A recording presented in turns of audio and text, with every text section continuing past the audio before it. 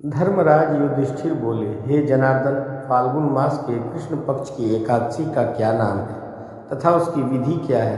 कृपया करके मुझे आप बताइए। श्री भगवान बोले, हे राजन, फाल्गुन मास के कृष्ण पक्ष की एकादशी का नाम विजया एकादशी है। इसके व्रत के प्रभाव से मनुष्य को विजय प्राप्त होती है।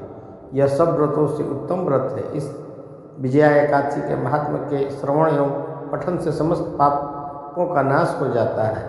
एक समय देवर्षि नारद जी ने जगत पिता ब्रह्मा जी से कहा, महाराज, आप मुझे फाल्गुन मास के कृष्ण पक्ष की एकादशी पूरे विधान से कहिए। ब्रह्मा जी कहने लगे, हे नारद, विजया एकादशी का व्रत पुराने तथा नए पापों को नाश करने वाला है। इस विजया एकादशी की विधि मैंने आज तक किसी से भी नहीं कही। यह समस्त मनुष्यों को विजय प्रदान करती है।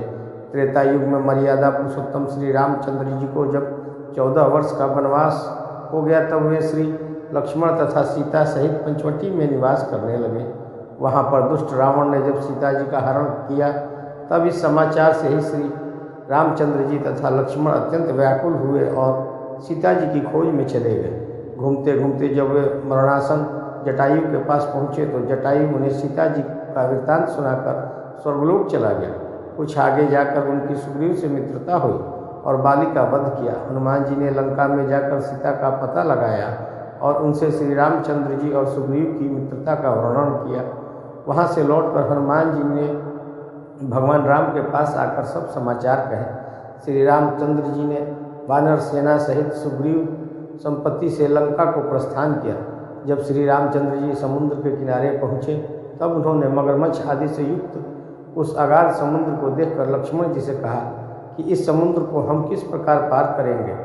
श्री लक्ष्मण ने कहा, हे पुराण पुरुषोत्तम, आप आदि पुरुष हैं, सब कुछ जानते हैं। यहाँ से आधा योजन दूर पर कुमारी द्वीप में वग्दलभाई नाम के मुनि रहते हैं। उन्होंने अनेक ब्रह्मा देखे हैं। आप उनके पास जाकर इसका उपाय पूछिए। लक्ष्मण जी के इस प्रकार के वचन सुनकर श्री रामचंद्र जी वग्दलभाई ऋषि के पास गए और उनको प्रणाम करके बैठ गए। मुनि ने भी उनको मनुष्य रूप धारण किए हुए पुराण पुरुषोत्तम समझकर उनसे पूछा कि हे राम, आपका आना कैसे हुआ? रामचंद्र जी कहने लगे, हे ऋषि, मैं अपनी सेना सहित यहाँ आया हूँ और राक्षसों को जीतने के लिए लंका जा रहा हूँ। आप कृपया करके समुद्र पार करने का कोई उपाय बताइए। मैं इसी कारण आपके पास आया हूँ।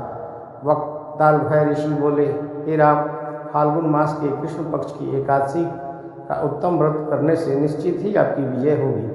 साथ ही आप समुद्र भी अवश्य पार कर लेंगे।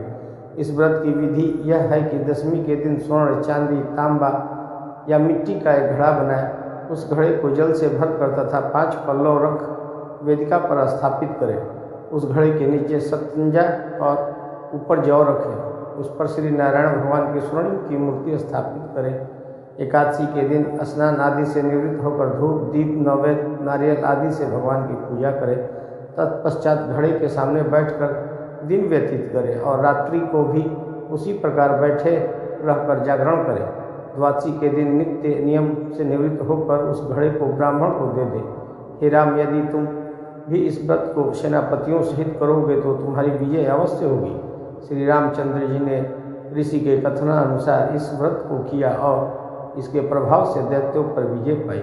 अतः हे राजन, जो कोई मनुष्य विधि पूर्वक इस व्रत को करेगा, दोनों लोकों में उसकी अवश्य विजय होगी। श्री ब्रह्मा जी ने नारद जी से कहा था कि हे पुत्र, जो कोई इस व्रत के महत्व को पढ़ता या सुनता है, उसको वाजपेयी यज्ञ का फल प्राप्त होता है। इस तरह से विजया एकादशी कथा संपन्न हुई। एक बार प्रेम से बोलिए, श्री नारायण भगवान की जय।